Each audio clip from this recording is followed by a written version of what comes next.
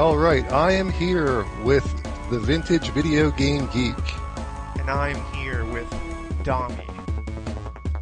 We are here to do a joint review, a point-counterpoint of the Goonies II for the NES. Yes. That's true.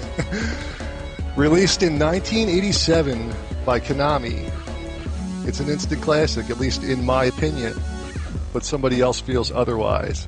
Well, I think it's a terrible game, but before we get into that, Dommie, I did want to compliment you on your pronunciation of Mario and the fact that you're going to catch a lot of heat for that, you know. No, I am a Mario pronouncer, but I have an appreciation for the Mario crowd. I'm accepting of all types of folks, and I appreciate the fact that you stick to your guns on that. Well, I'm of the opinion that it's a regional dialectical thing.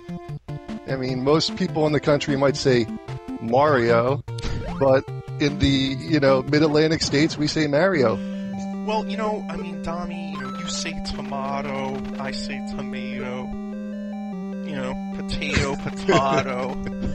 It's different strokes for different folks. But okay, all right, I'm sorry.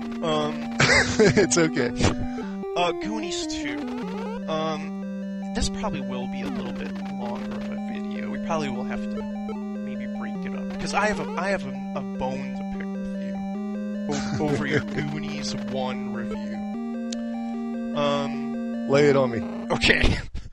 Now, I believe you said, I don't have the video in front of me, but I believe you made a comment to the effect of, there was no way that Nintendo could have created the game based on the movie.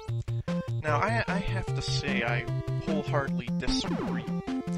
And, I actually put something to paper here. I came up with 5 easy levels they could have created that I think would, at least 5, that would have been good.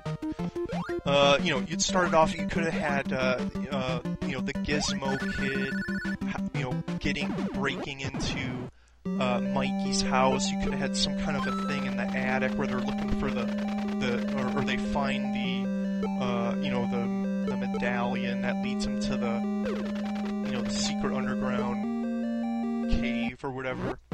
Then you could have had a bike ride. So you could have had 2 different kinds of gameplay where they're riding their bikes to the restaurant.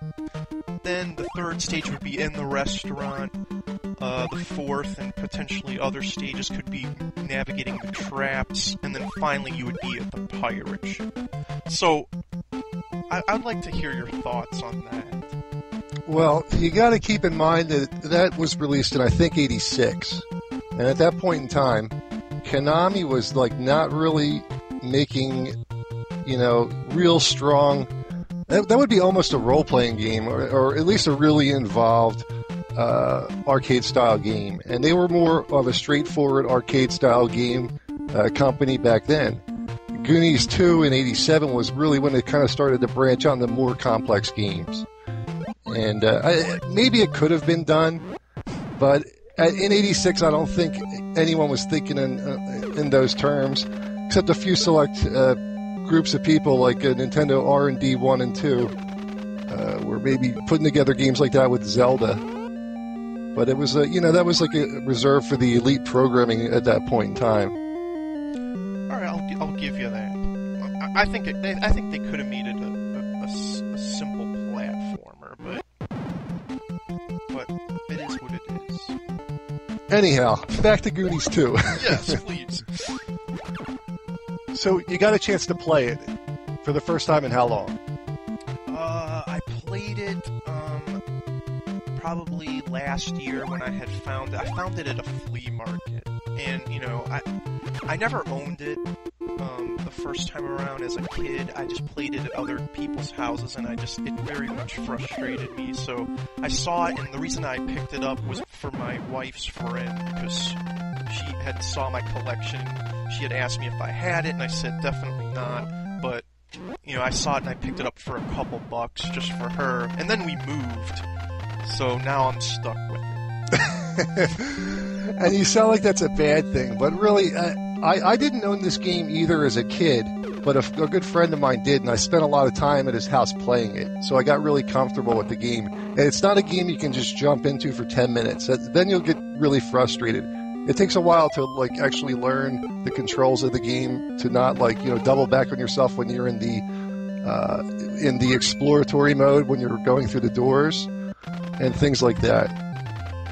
I agree, and you know, I will admit up front that I am somewhat of a lazy gamer. You know, I go for kind of the simple hack and slash, shoot 'em up, beat 'em up types. I'm not a much of an RPG fan, and this thing is more like a, you know, it's more like an adventure RPG type of a game. But it is a platformer too, and that's what's interesting about it. Yeah, they do mix it up a little bit. You know, when they start going into that 3D maze, you know, section of the game, that's when I start kind of, you know, losing my interest. And the beauty of that part of the game is that you actually, I think it was designed to frustrate you a little bit, because you can take your fist and just like punch the characters in that 3D walkthrough part, and you actually have to do that 5 times in a row to one character to get one of the items. Yeah, I mean, you know, I do like punching people, so. Well, you know, let me just say, you know, when I did dust it off here, it wasn't worthy of putting in my actual Nintendo, so I played it in my FC Mobile, or no, not the mobile. I played it in the FC Twin, which is a, you know, it's a clone system. Right, yeah, I'm familiar. Okay. Which works well, by the way. Sometimes better than the original hardware. Can I make a comment about just the overall theme of this game, like the story?